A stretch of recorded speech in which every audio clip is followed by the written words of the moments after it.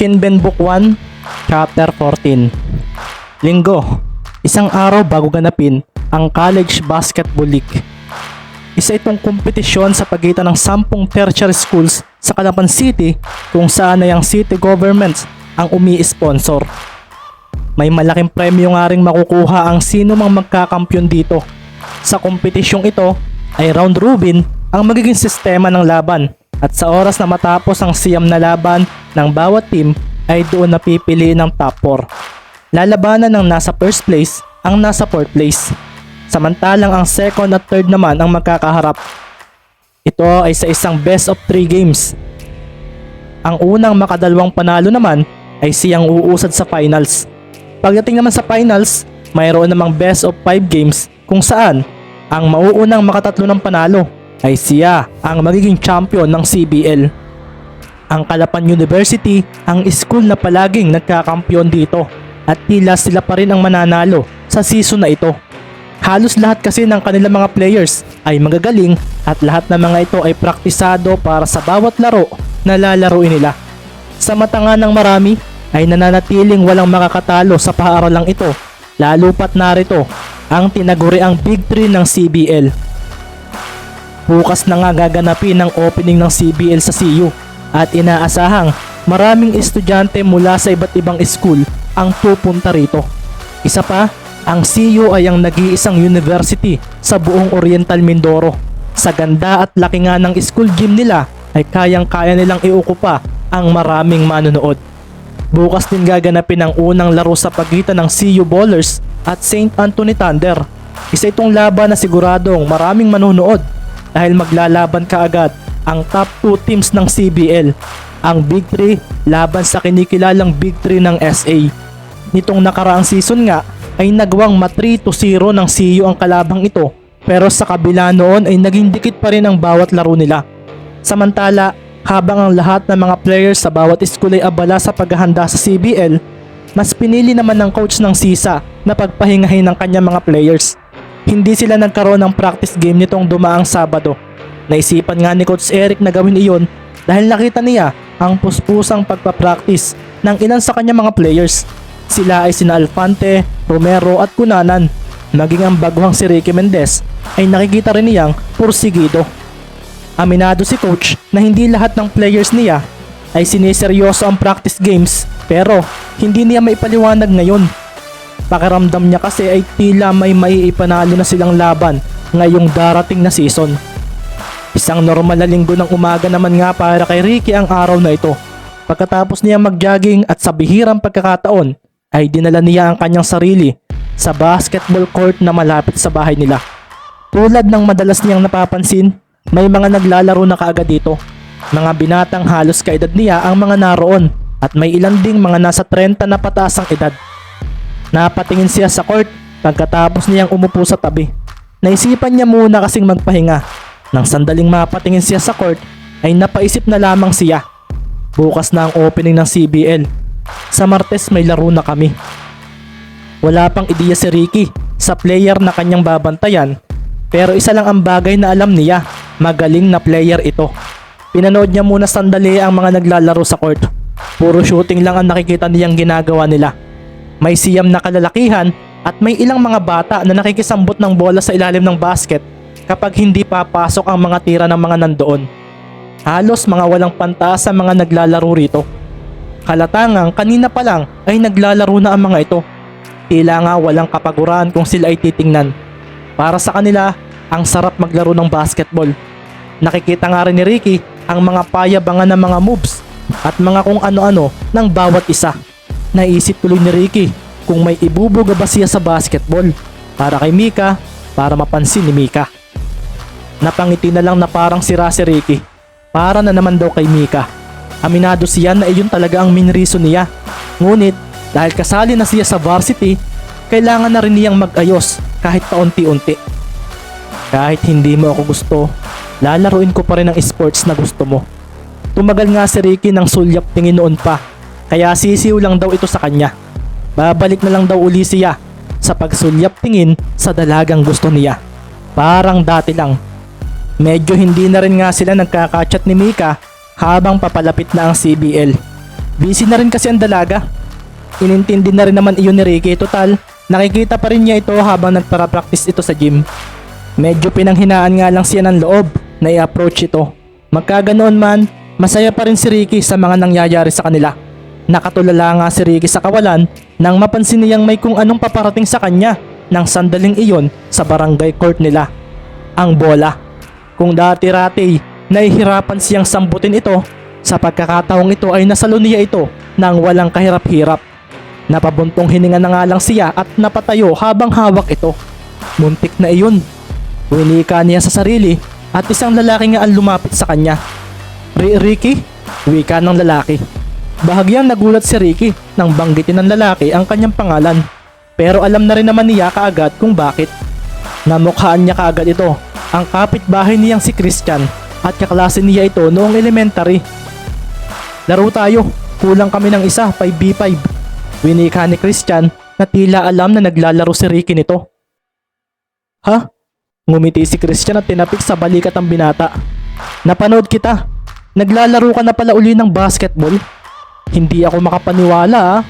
Varsity player ka na pala ng sisa. Medyo napangiti ng pilit si Ricky dahil doon. Hindi niya alam kung paano iyon nalaman ni Christian hanggang sa naalala niya kung saan ito nag-aaral. Sa Southwestern College. Sumali ka. Hindi ka pwedeng humindi. Bukas na ang simula ng CBL. Isama mo na sa practice ito. May kaunting biro pa ni Christian sa kanya. Wala na nga nagawa si Ricky kundi maglakad patungo sa loob ng barangay court. Mga brad, game na. Kompleto na kami. Kaming 5 laban sa inyo. Kampanting winika ni Christian at nilapitan agad ito ng 3 pang halos kaedaran din nila ni Ricky. Natira naman sa kabilang grupo ang 3 mga may edad na at 2 kabataan.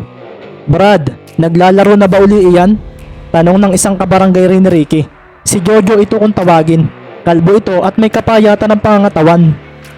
Oo Brad, varsity player ito ng sisa. Pagmamalaki ni Christian sa kasama. Si Ricky naman ay parang nahiya dahil dito. Naglalaro ako pre pero di magaling. Wika ni Ricky. Baka tayo matalo Brad, 1K ang pustahan. Nang marinig iyon ni Ricky ay parang napaatras siya. Isa palang pustahan ang kanyang napasukan. Ay pre, hindi ako pwede. Pustahan pala, wala akong pera. Winika na lang ni Ricky, napapalayo na sana. Ngunit pinigilan agad siya ni Christian. Inakbayan nga siya ng dating kaklase. Brad, don't worry, wala kang babayaran kung matalo tayo. Tsaka napanood kita. Alam kong hindi ka magaling pumuntos. Parang nahiya si Ricky nang marinig iyon. Subalit, nag-iba ito nang marinig niya ang sumunod. Pero pagdating sa depensa, Ox, nginitian siya ni Christian, sabay tingin sa 3 pang kakampi. May tiwala ako sa kaibigan kong ito. Tayo ang pupuntos at siya ang babantay sa scorer nila. Hindi ba Brad? Napatingin pa si Christian kay Ricky. Gusto ni Ricky na umatras dahil baka matalo sila. Pero naalala niya si Christian. Mabait ito noong mga bata pa sila. Lagi siyang binibigyan ng pagkain ito sa school. Napakababaw na dahilan niyon, pero sapat na ito para hindi makatanggi sa dating kaklase. Sige na pre, game na. Napangiting pilit na lang si Ricky at pumwesto na sila. Pero bago iyon, itinuro muna ni Christian kung sino ang babantayan niya sa pustahang ito. Siya Brad ang gagwardyahan mo, yung pinakabata. Pamangkin siya ni Manong. Taga-kabilang barangay sila at lagi kaming hinahamon ng pustahan. Madalas ay lagi kaming panalo. Tapos ngayon, naghahamon uli. Naging seryoso bigla si Christian. Isinama na nila si Reynold Martinez. Siya ang star player ng St. Anthony College sa CBL. Depensahan mo lang siya. Kami na ang bahala sa ibang bagay. Napalunok si Ricky nang marinig iyon. Napasubo nga raw yata talaga siya. Ngayon kasi ay isa na namang magaling na player ang kanyang gagwardyahan. Kinausap na nga ni Christian ang kabilang grupo at nagkasundo sa mangyayaring pustahan. Race to 21 ang game at 1,000 ang pusta ng 2 grupo. Sa mga kalaban ni Ricky napunta ang unang possession. Doon na nga agad kumalat ang depensa nila. Kanya-kanya na rin sila ng binabantayan. Kung titingnan ay mas lamang sa laki at taas ang kabilang grupo. Ngunit pagdating sa takbuhan ay tila 2 lamang sa mga iyon ang makakasabay sa grupo ni Ricky. Isa pa, full court din ang larong ito. Tinapatan na nga ni Ricky ang sinabing bantayan niya. Hamak na mas matangkad ito sa kanya. Nakahubad ito ng damit at tanging shorts lang ang suot. Nakaapak din ito at tanging siya nga lang ang nakatsinelas sa mga naglalaro. Doon ay isang maliksing dribbling ang ginawa nitong si Reynold Martinez sa harapan niya. Isang pagtaliko din kay Ricky ang ginawa nito na sinundan ng isang mabilis na pagkaliwa sabay takbo patungo sa basket. Ang bilis niyon. Kampante na nga itong lumalapit sa basket. Nakapwesto na rin ang kanyang mga kakampi para bigyan siya ng espasyo sa ilalim. 2-0 sa isip-isip niya. Ngunit biglang nawala ang bola mula sa kanyang mga kamay. Napalingon siya sa kanyang tagiliran at naroon si Ricky na natapik na pala ang bola. Hinabol pa nga ng binata ang tumapo na bola na ikinabigla naman ni Reynold ng bahagya. Nakuha nga ni Ricky ang bola at ang mga kakampi nito ay singbilis ng kidlat na nagsitakbuhan. Nasa side na agad nila ang apat na kanyang kakampi at doon na nga ibinato ni Ricky ang bola. Nasambot iyon ni Christian at nakapuntos ito matapos gumawa ng isang layup. 2-0. Tiningnan pa nga ni Christian ang kabilang grupo matapos iyon. Si Reynold naman ay napangiti na lang at tiningnan si Ricky. Sinimplihan na lang niya ang kanyang ginawang galaw. Ang mga tipikal na naglalaro nga sa mga barabarangay na nakalaban niya ay hindi na siya hinahabol. Ngunit tila iba raw ang kalaban niyang ito. Ayos ka ah, nasabi na lang ni Reynold. Doon nga ay nasa kanila na muli ang bola. Ipinasa nga uli sa kanya iyon ng kanyang kakampi. Napakabilis din nga siyang dinepensahan ni Ricky. Sa bola at mga paalang nakatingin ang binata habang tinatansya naman ni Reynold ang depensa ng bumabantay sa kanya. Isang drive ng bola pa kaliwa ang ginawa ni Reynold at nakasabay naman si Ricky doon. Isang biglaang paghinto naman ang ginawa nito at kasunod nga rin noon ay ang pagdribble niya ng bola sa pagitan ng kanyang mga binti. Napadiretso tuloy si Ricky matapos iyon at nagkaroon ng espasyo ang kanyang binabantayan. Pero magkaganoon man, pinilit niya pa ring makahabol para dumipensa. May kaunting pagkagulat naman ang nakita kay Reynold dahil doon. Ang kanyang gagawin sanang jump shot ay naging isang biglaang pasa. Dumiretso iyon papunta sa isa sa mga tiyuhin niyang nasa ilalim ng basket. Dinasik nga nito ang depensa ng bumabantay rito. Dahil sa bigat at laki nito, si Christian na dumedepensa roon ay napaatras na lamang. Kasunod nga rin noon ay ang pagtalo nito para ilagay ang bola sa basket. All two, sambit ng lalaki nakapuntos habang pinagmamastan si Christian na napaupo na lamang sa sahig ng court. Hindi ako ready kaya mo ako naisahan. Halata rin naman sa pangangatawan ni Christian na batak ito sa pagpapalakas dahil sa mga nakabukol na muscles sa braso at binti nito. Pasa, bulalas ni Christian sa inbounder at siya na nga ang nagdala ng bola. Ang bilis nga ng kilos ng mga kakampi ni Ricky. Hindi iyon masabayan ng mga may edad na nilang kalaban. Isa pa, araw-araw rin silang naglalaro rito. Tiyak nga na hindi agad mapapagod ang mga ito. Isa nga sa kakampi niya ay pasimpleng umikot patungo sa basket. Doon nga ay mabilis na pinatalbog ni Christian ang bola. Pagkatapos ay isang biglaan at mabilis na pasa agad ang ginawa nito papunta roon. Isang malakas na paglagapak ng bola at palad na nga lang ang umalingaw-ngaw sa paligid. Nahuli nga ayon ni Reynold. Kalmado lang ito at pagkatapos ay ibinato niya rin ang bola papunta sa side nila. Naroon na nga ang isa nitong kakampi na kaida rin niya. Baba agad, sigaw ni Christian at tumakbo na sila. Pagkasalo ng pinsan ni Reynold sa bola ay siya pang pagdala nito rito patungo sa basket. Dalawang hakbang ang kanyang nagawa at pagkatapos ay tumalon ito para gawin ng maayos na layup. Subalit nagulat na lang si Reynold nang makita ang sumunod na nangyari. Naglaho ang bola mula sa kamay ng kakampi nito nang may isang kalaban pa ang tumapik dito. Dumiretso agad ang bola palabas, ngunit hinabol pa rin iyon ni Ricky. Tumalon siya palabas at pagkakuha ng bola ay buong lakas na ibinato ito pabalik sa court. Nasambot naman iyon ni Christian, kasabay rin ito ng pagbagsak ni Ricky. Ngunit pagharap nito para i-drive ang bola ay natapik naman ito ni Reynold. Nabilis itong kinuha ang bola at huminto sa 3-point area. Pagkatapos noon ay pinakawalan niya ang isang jump shot mula roon. 5-2. Napatingin na lang si Reynold sa tumayong si Ricky na kasalukuyang pinapagpagan ng suot nito para maalis ang dumi. Nakina Ricky na nga uli ang bola. Nakita naman ni Christian ang problema at nababasa raw pala ni Reynold ang kanilang gagawin. Isa pang problema ay alam niya ring hindi magaling si Ricky sa dribbling at pagpuntos. Kapag pinasahan nila ito, siguradong maaagaw ito ng bumabantay rito. Jojo! Bulalas ni Christian at nilapitan siya nito. Isang screen. Ginamit ni Christian ang katawan ng kasama para lampasan ang dumepensa sa kanya. Mabilis naman na gumalaw ang kanyang mga kasamahan. Kaso, bigla siyang binantayan ni Reynold na sandali niyang ikinabigla. Dahil doon ay tila nawala ang pagkakalma ni Christian dahil alam niyang magaling ito. Naging dahilan tuloy iyon upang makuha ni Reynold ang bola mula sa mga palad niya. Pinilit pa rin itong agawing muli ni Christian kaso isang biglaang pagpabadaan ng bola sa likuran ang ginawa ni Reynold. Hindi nakita ni Christian kung saan pupunta ang kanyang binabantayan.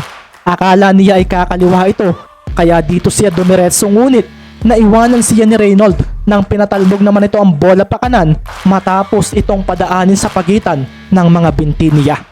Sabay na kumaripas ng takbo si Reynold at ang pinsan nito. Ganoon din nga ang mga kalaban nila. Nagkatinginan pa ang magpinsan. Gumalaw naman ang mga kamay ni Reynold. Ipapasa nito ang bola sa kakamping nasa kaliwa nito. Ang bumabantay namang si Jojo ay naalarma kaya hinarangan niya ang isang kalaban. Ngunit isa pala ay yung fake dahil hawak pa rin ni Reynold ang bola. Dalawang malaking hakbang pa ang ginawa nito at sinundan niya ito ng isang pagtalon palapit sa basket. Napangiti si Reynold. Inaasahan na rin niya na may isa pang pipigil sa kanya.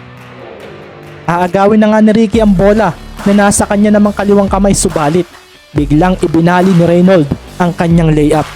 Iniba niya iyon ang direksyon. Mabilis niyang inilagay sa kanang kamay ang bola at itinaas palayo mula sa kamay ng kalabang sumabay sa kanya.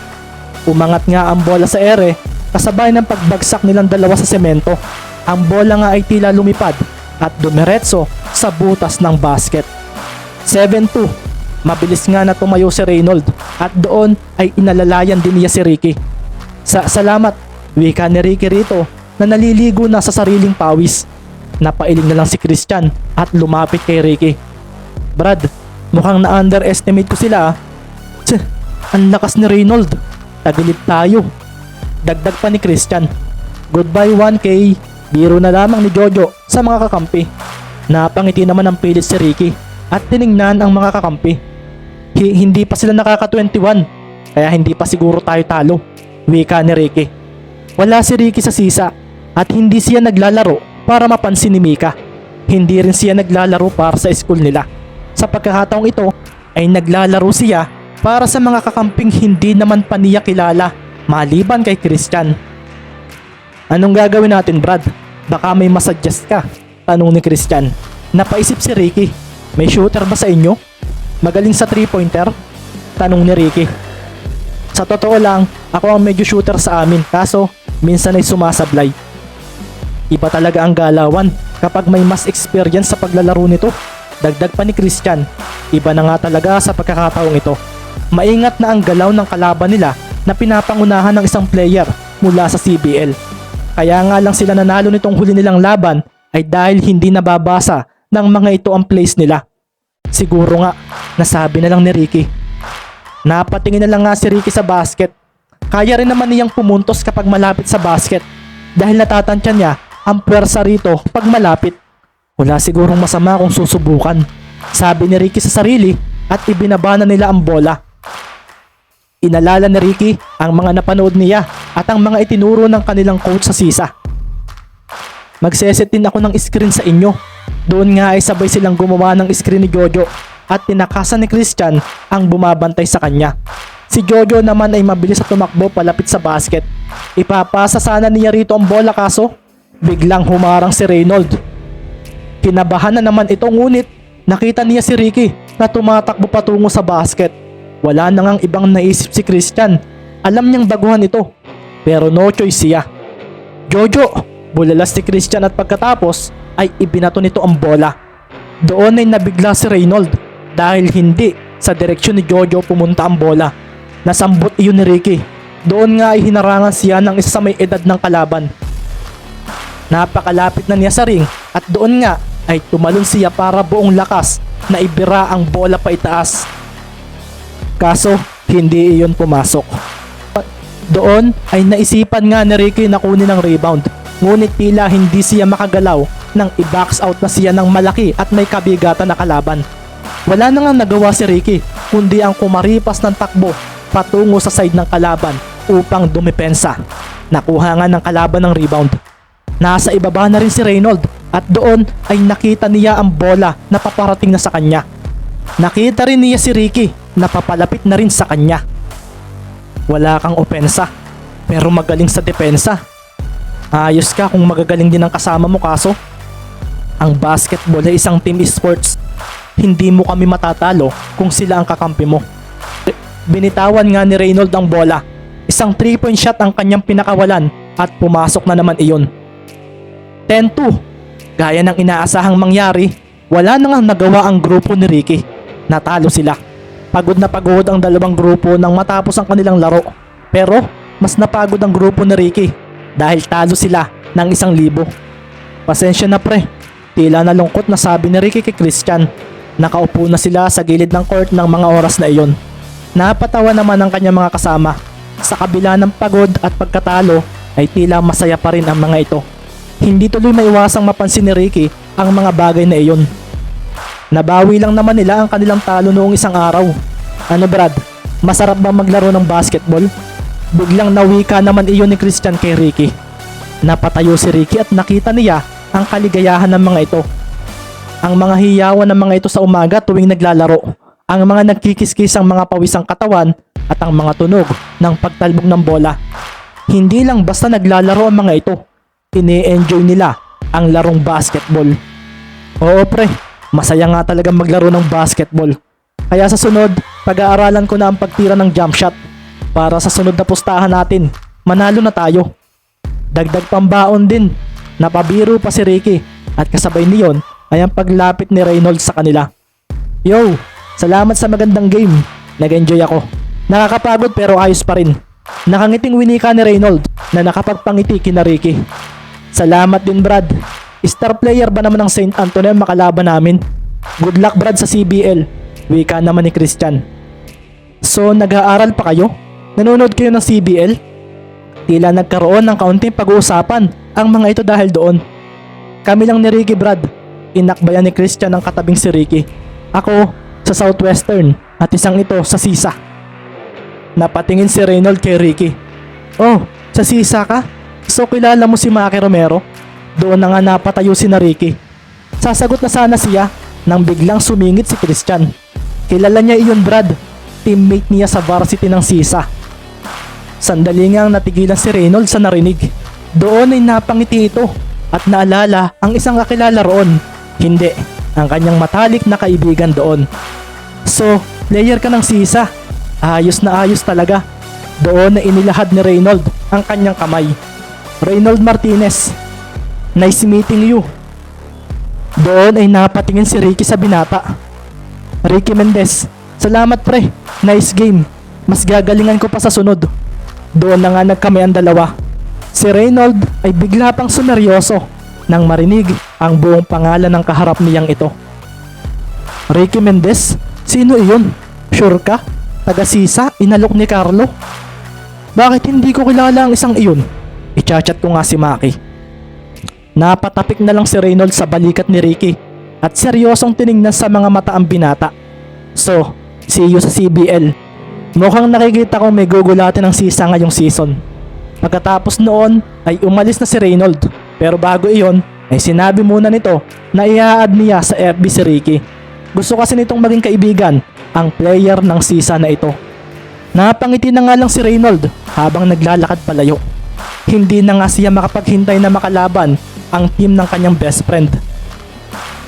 Hindi ako papayag na matalo muna ako sa CBL, Maki. Ang tinutukoy nga ni Reynolds na kailangan ni Ricky para manalo ay mga magagaling na kakampi. Kung reader ka ng kwentong ito at hindi ka pa nakasubscribe sa ating channel, pindutin na ang subscribe button para mas maraming kwento ang iyong makita rito.